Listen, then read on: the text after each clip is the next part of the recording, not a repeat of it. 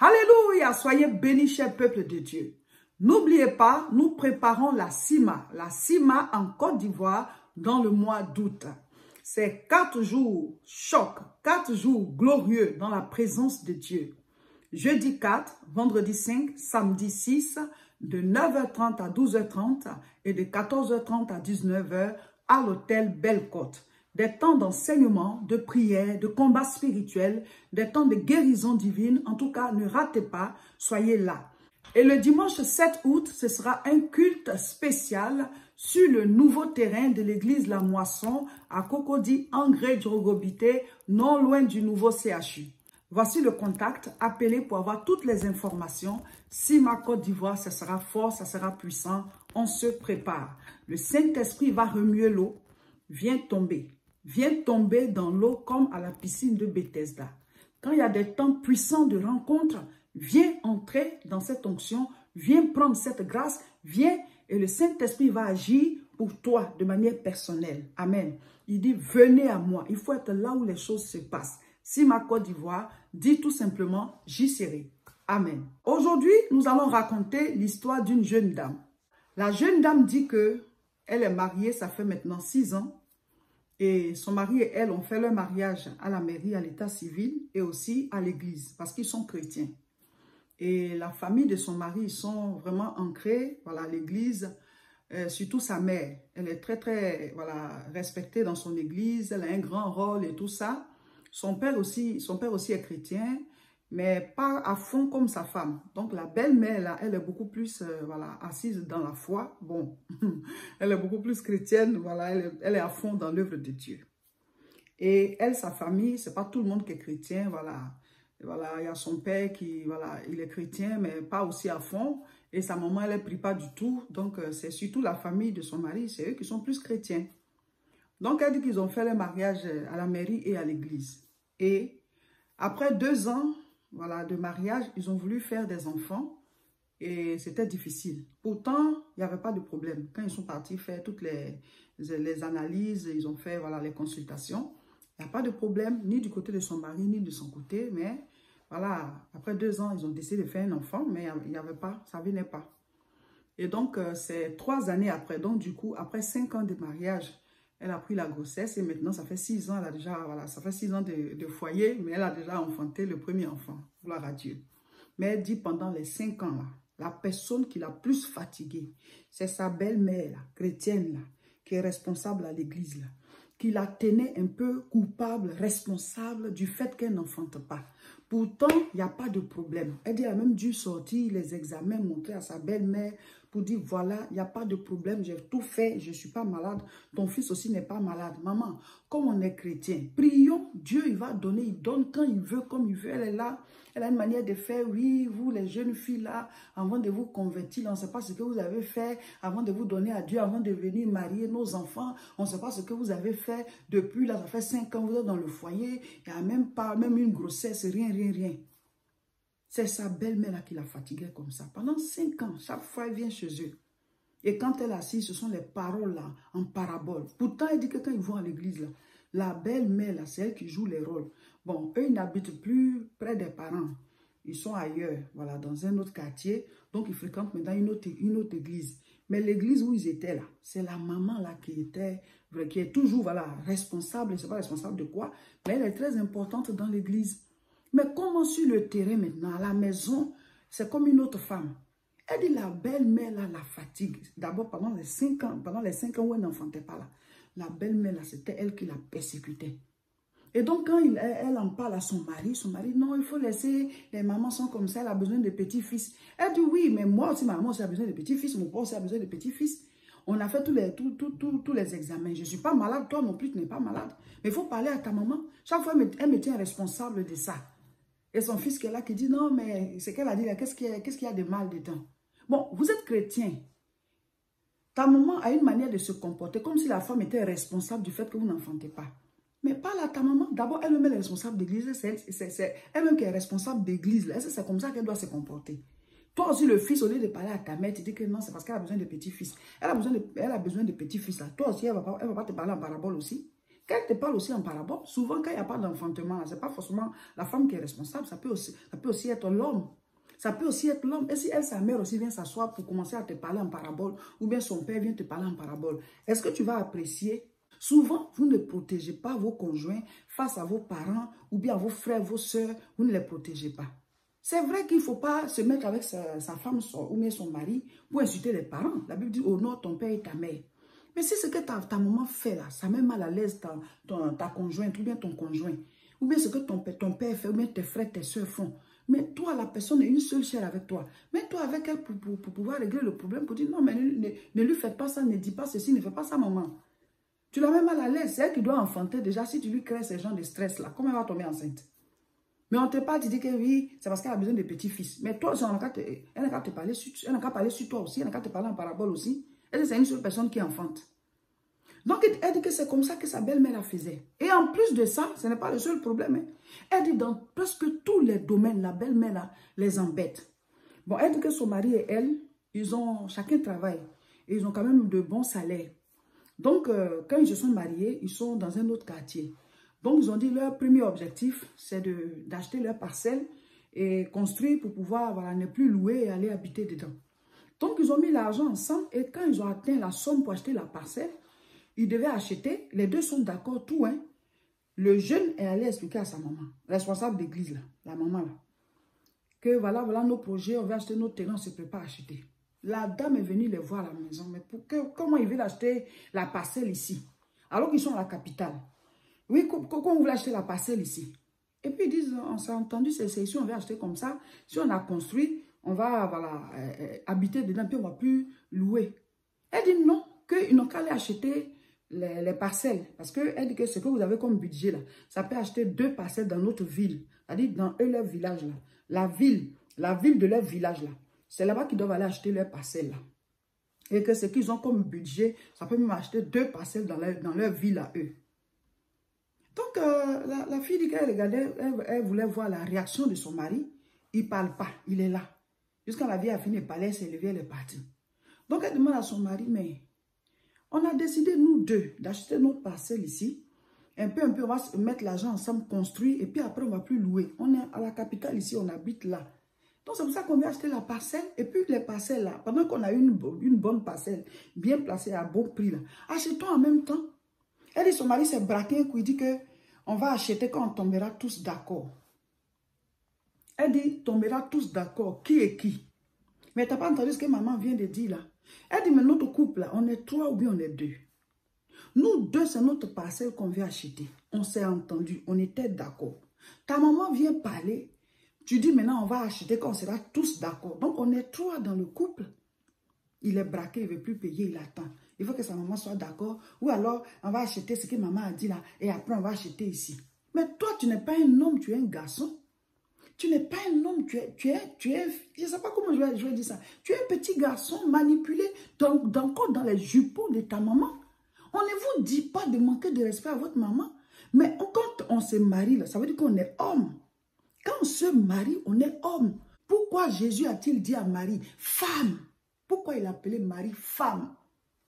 Pourquoi? Vous vous êtes posé la question? Ce n'était pas un manque de respect, non. Jésus, quand Marie l'a enfanté là, c'est Marie et Joseph qui l'ont élevé. La Bible dit qu'ils l'ont éduqué, il ne leur a pas manqué de respect, il était soumis à eux. Mais quand l'heure où Jésus devait commencer le ministère est arrivée, et Marie a dit, ils n'ont plus de vin. Jésus dit, femme, qu'y a-t-il entre toi et moi? C'est pour lui dire que maintenant, je rentre dans le ministère. Je suis devenu homme maintenant, maman. Donc, concernant le ministère, concernant l'épouse, parce que l'épouse du Christ, là, c'est l'église. Et il commençait maintenant à s'occuper de l'église. Il commençait maintenant à s'occuper de l'œuvre de Dieu. À ce niveau-là, tu es une femme. Tu ne dois pas interférer. Parce que là, c'est ma mission. Je suis devenu homme. Je dois faire face à ce pourquoi je suis sur terre. Donc, quand il a dit femme, ce n'est pas qu'il dit que ce n'est plus sa maman. C'est pour lui dire désormais, concernant ce niveau-là, concernant ce domaine, reste à l'écart. Parce qu'il s'agit maintenant de moi. L'église, c'est mon épouse. C'est moi qui gère ce côté.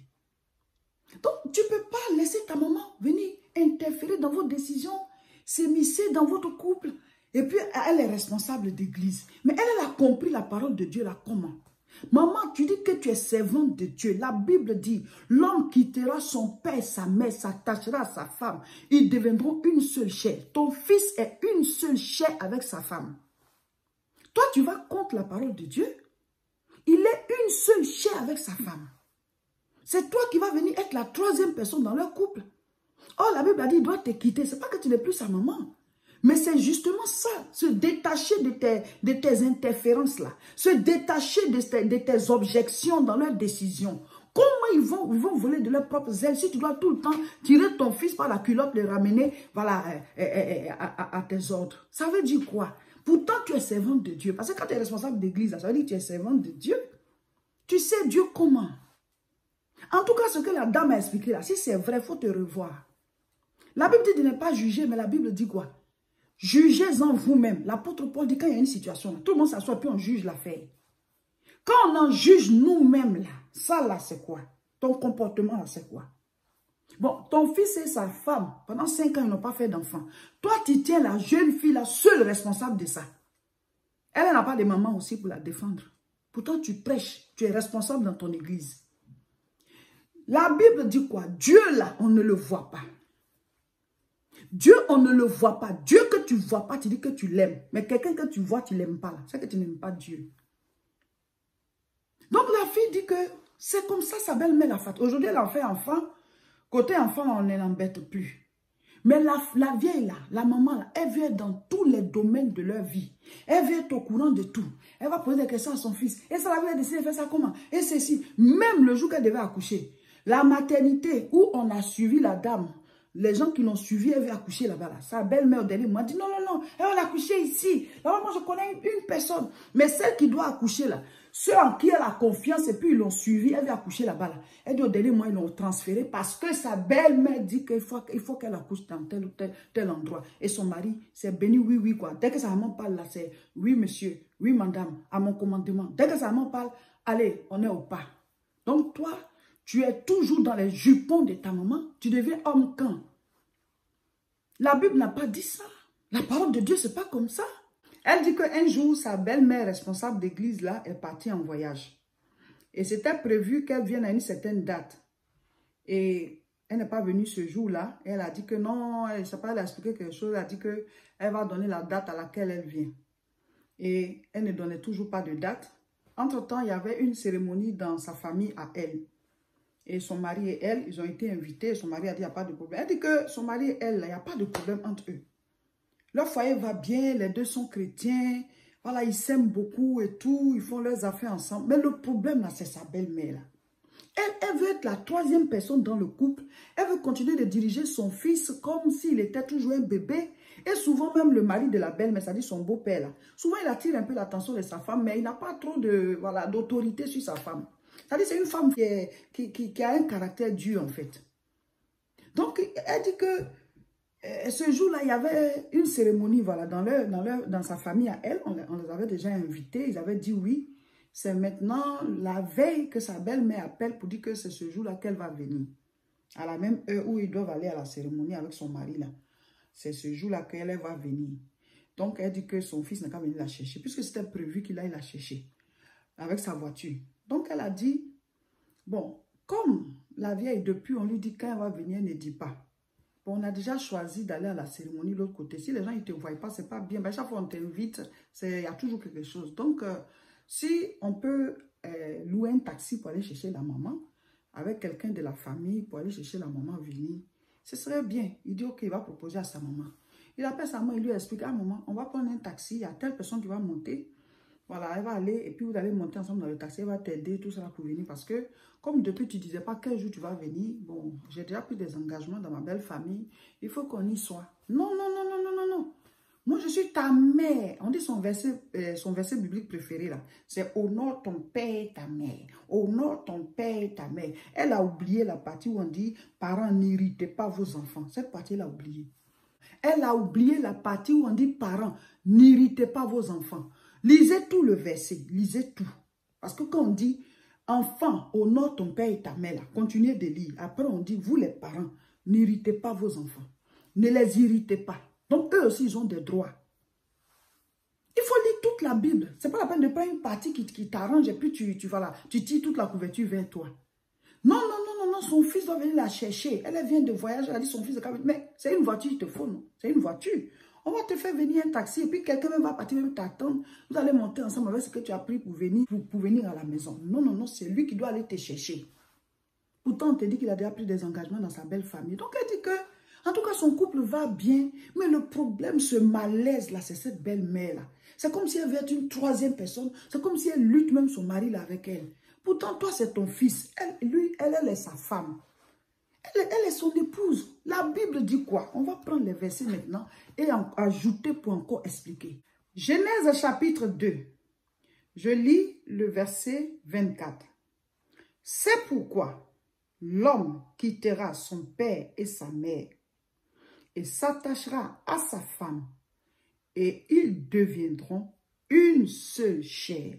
Alors, c'est vrai que nous partons de l'histoire de cette belle-mère responsable d'église, mais en même temps, je veux parler à nous tous chrétiens, parce que ce n'est pas vous seulement, je suis concerné. Je dis ma bouche, là, je l'ai prêtée à Dieu. Lui qui m'a donné la bouche, je lui prête ça pour qu'il puisse parler, mais je suis concerné aussi. Mes oreilles aussi doivent écouter. Parce que ce n'est pas parce que tu as prêché que tu vas rentrer au ciel avant les autres. Donc, on doit être d'accord là-dessus.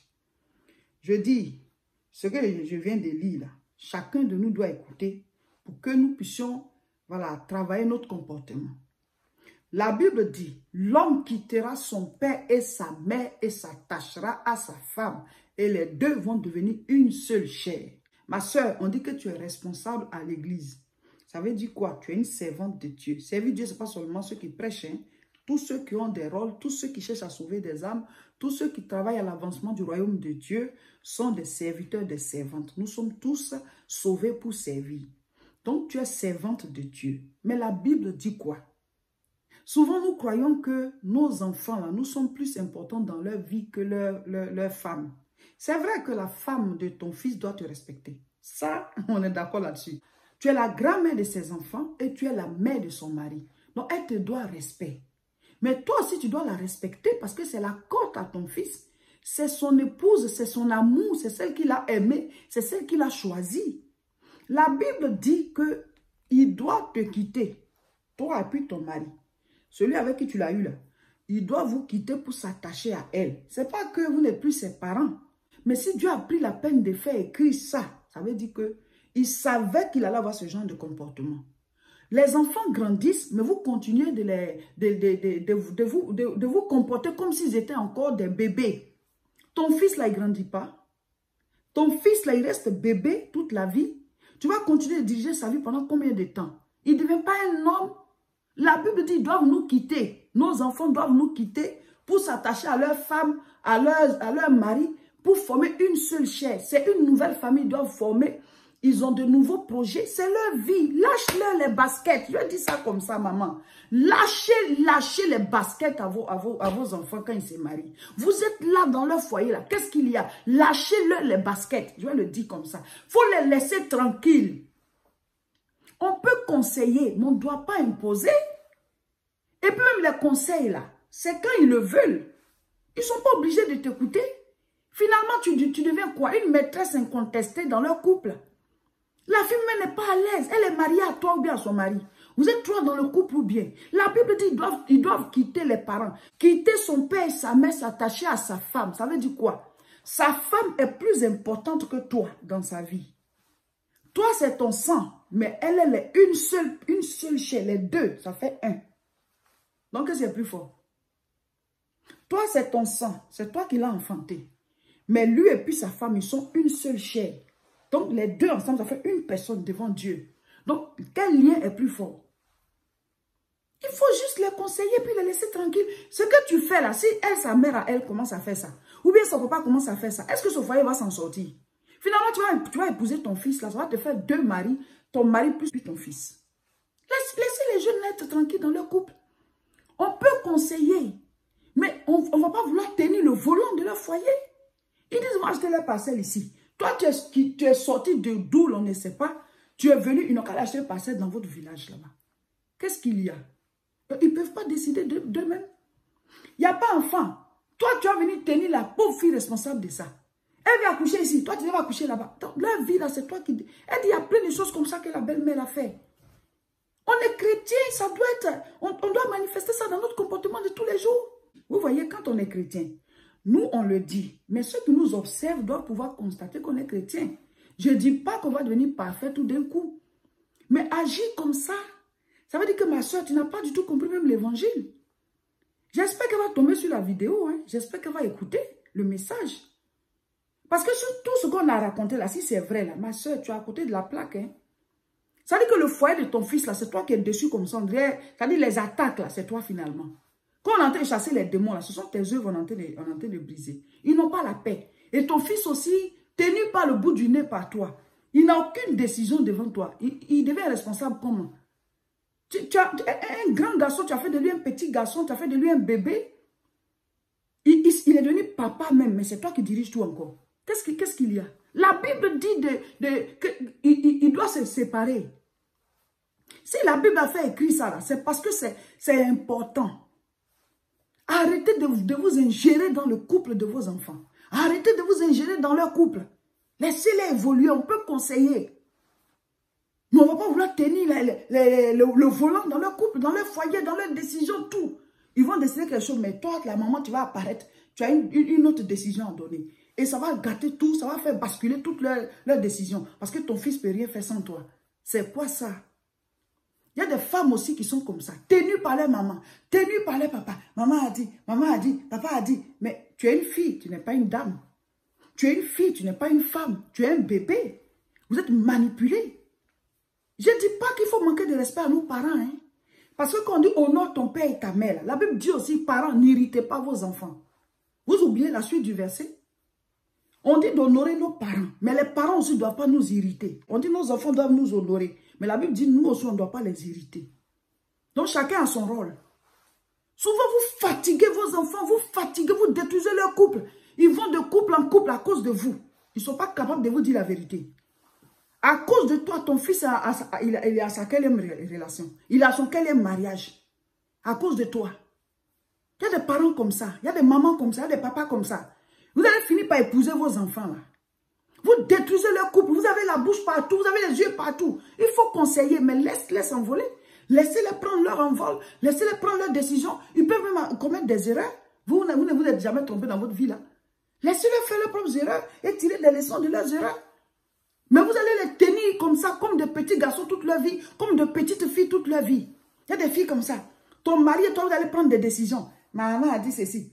Mon oncle a dit ceci. Ma soeur a dit ceci. Mon père, il a dit ceci. Vous grandissez quand? Et souvent, vous dites que vous êtes serviteur de Dieu, servant de Dieu. Vous dites que vous êtes responsable d'église. Vous dites que vous êtes chrétien, chrétien à fond. Vous aimez le Seigneur. Même déjà chrétien, même si tu n'es pas à fond. Mais dès l'instant où tu te donnes à Dieu, là, on doit marcher en fonction de la Bible. La Bible dit quoi?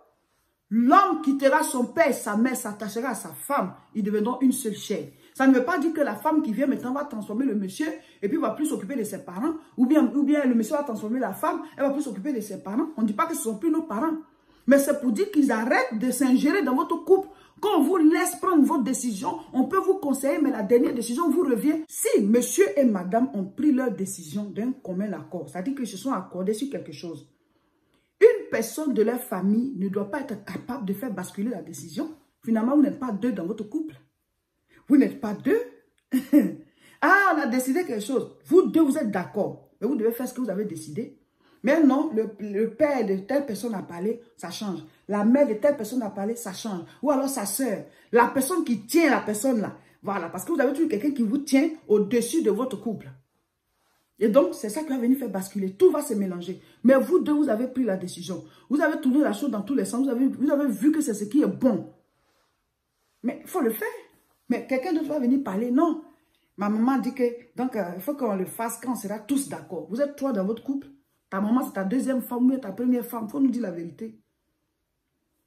Donc, ma soeur, je ne sais pas quel rôle tu joues à l'église. Mais c'est ce que tu es en train de faire là. Tu es en train de devenir une femme spirituelle pour lui. Parce que c'est toi qui l'écoutes. Pourtant, il est devenu homme maintenant. Il est dans son couple, il est marié. Il est dans son couple, il est marié. Mais c'est toi qui dois le diriger. Arrêtons ça. Surtout nous qui sommes chrétiennes là. Nous qui sommes chrétiens là. Nous mettons la parole de Dieu de côté et c'est la chair. C'est notre mauvais comportement dans ce moment que les gens voient. À quel moment on va voir que Jésus-Christ est en toi? Tu sais, Dieu à l'église, ce n'est pas seulement les rôles là. C'est la vie de tous les jours. Comment tu te comportes, comment tu comprends la vie, comment tu réagis, comment tu présentes Christ autour de toi. Ta belle-fille, elle t'a vu de loin en train de servir Dieu. Elle est venue se marier à ton fils là. Voilà, elle est en train de découvrir qui tu es. Hein? C'est quoi ce comportement de domination? Vous voulez dominer les couples de vos enfants. Pourquoi? Et quand on est à deux déjà là, on tourne la situation dans tous les sens. On prie et puis on décide de faire des choses. Les parents peuvent nous conseiller, mais ce n'est pas à eux de venir faire basculer nos décisions à tout moment. Voilà, chers frères et sœurs, c'était l'édification du jour. N'oubliez pas, nous nous préparons à aller en Côte d'Ivoire pour faire la CIMA Côte d'Ivoire à Abidjan du 4 jusqu'au 7 août 2022.